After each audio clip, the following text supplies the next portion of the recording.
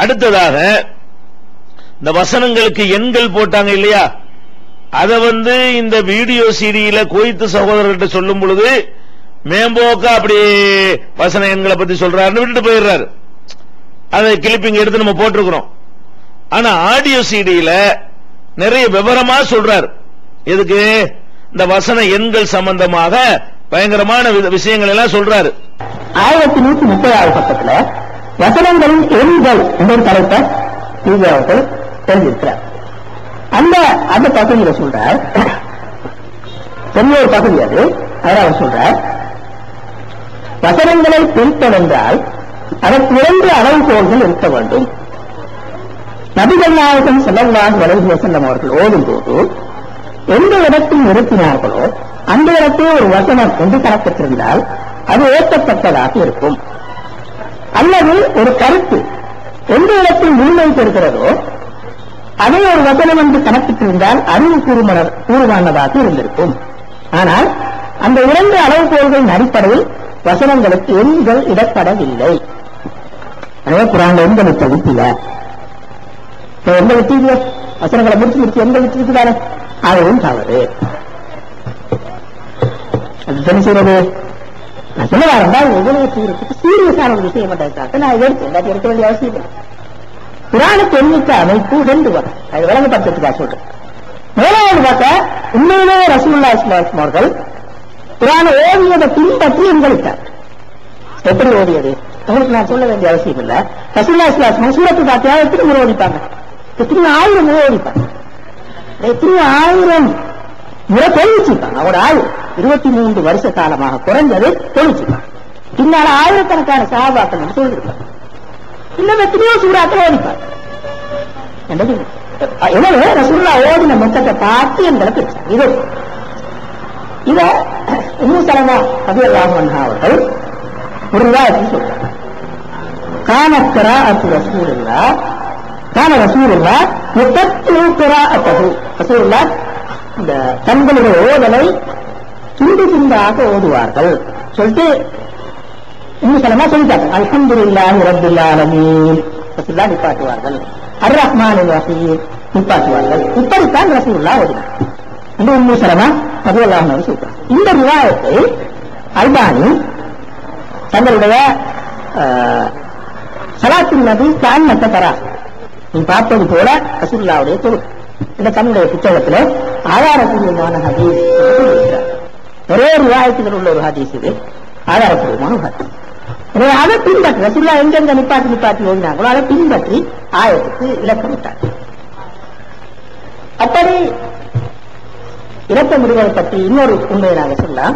விலங்குபடுத்துவதற்கா time போனால் பரவாயில்லை, கொஞ்சம் விலங்குபடுத்துவதற்காக சொல்றேன். ரசூலுல்லாஹி ஸல்லல்லாஹு அலைஹி வஸல்லம் இறங்கிய குர்ஆன் 2 வகையில் பாதுகாக்கப்பட்டது. ஒன்று இப்படி எழுத்து வடிவம், சஹாபாக்கள் எழுதி வைத்தார்கள், அப்படி பாதுகாத்தார்.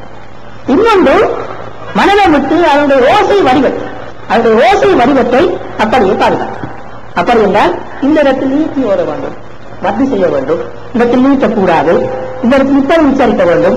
அந்த நாங்கள் தஜ்வீதம் சொல்லுவோம், அந்த ஒழுங்குமுறையிலே அப்படியே ரசூலுல்லாஹ் ஓதிய முறையை அப்படியே பின்பற்றினார். இந்த ரசூலுல்லாஹ் ஓதிய அந்த தஜ்வீத் ஒழுங்குமுறையை ரசூலுல்லாஹ்விடமிருந்து கேட்டு தொடர்ந்து கிராஅத்து ஸப அல்லது கிராஅத்துல் அஷ்ர் 10 கிராஅத்துகள் அல்லது 7 கிராஅத்துகள் என்று தொடர்ந்து பாதுகாத்தார். எப்படி சித்தியத்து, அதாவது இஸ்லாமிய சட்டத்துக்கு அறிஞர்கள் என்று விசேஷமாக இருக்கிறார்களோ, எப்படி ஹதீஸுக்கு என்று இமாம் புகாரி முஸ்லிம் என்று ஹதீஸுக்கு என்று விசேஷமாக இருக்கிற அறிஞர்கள் இருக்கிறார்களோ, அதே போன்றுதான் கிராஅத் ஓதுவதற்கும் குர்ஆனை ஓதுவது எப்படி என்பதற்கும் இமாம்கள் இருக்கிறார். என்ன சொல்றாருன்னு கேட்டா, அதாவது இந்த வசன எண்கள் போட்டத ரசூலுல்லாஹ் தான் போட்டாங்கிறார். இந்த வசன எண்கள் நம்ம என்ன கேட்கிறோம், ஒரு வசனம் இதுதான் என்று தீர்மானித்தது யார்? அல்லாஹ்வா, அல்லாஹ்வுடைய ரசூலா, பின்ன உஸ்மான் ரலியல்லாஹு அன்ஹுவா, அதுக்கு பிந்தி வந்தவர்களா அப்படிங்கிறது நம்முடைய கேள்வி. அந்த கேள்வி கேட்டு நம்மளே என்ன பதில் சொல்றோம்? இதுதான் இதுதான் ஒரு வசனம், இதுதான் 2வது வசனம், இதுதான் 3வது வசனம் என்று சொல்லி நபிகள் நாயகம் ஸல்லல்லாஹு அலைஹி வஸல்லம் அவங்களுடைய காலத்தில் அவங்க எந்த ஒரு வழிகாட்டுதலும் சொல்லவில்லை. அவங்க சொல்லப்படி எழுதின சஹாபாக்கள் 1 2 3 நம்பர் போடவில்லை. அவர்கள் போடாத காரணத்தினால்தான் உஸ்மான் ரலியல்லாஹு அன்ஹு தொகுத்த அந்த தொகுப்புலையும் என்ன இல்ல, நம்பர் இல்ல. பிந்தி வந்தவங்க போடுறாங்க. இது எப்படின்னு தான் நம்ம கேட்கிறோம். அவருக்கு என்னெல்லாம் பதில் சொல்றான்னு கவனிச்சீங்களா? ரசூல் ஸல்லல்லாஹு அலைஹி வஸல்லம் அவர்கள் குர்ஆனை ஓதுனாங்கன்னு சொன்னா துண்டு துண்டா நிறுத்தி ஓதுவாங்க. உம்மு சலமா அறிவிக்கிறாங்க பாத்தீங்களாங்கிறாரு. இதுக்கு நான் கேட்டதுக்கு என்ன சம்பந்தம்? துண்டு துண்டா நிறுத்தி தான் ஓதணும். எங்கனக்குள்ள நிறுத்துறது? ஒரு ஆயத்தை எங்கன முடிக்கிறதுன்னு கேட்டா துண்டு துண்டாத்தன ஆயத்தை இல்லைன்னு நாங்க சொல்றோம். ஆயத்துங்கிற அடிப்படையே கிடையாது. மொத்தமா அல்ஹம்துலில்லாஹ் ஆரம்பிச்சு ஒரே மூச்சுல அன்னாஸ்னு கொண்டு முடிக்கணும் என்ற நாங்க சொல்றோம். குர்ஆன்ல ஆயத்து இருக்குது, துண்டு துண்டா நிறுத்தி ஓதணும். ஆனா இதுதான் ஆயத்து நீங்க சொல்றீங்களே, அதுக்கு ஆதாரம் எங்கன்னு கேட்டா ரசூலுல்லாஹ் துண்டு துண்டா நிறுத்தி தான் ஓதுவாங்க அப்படிங்கிறாரு. அடுத்து என்ன?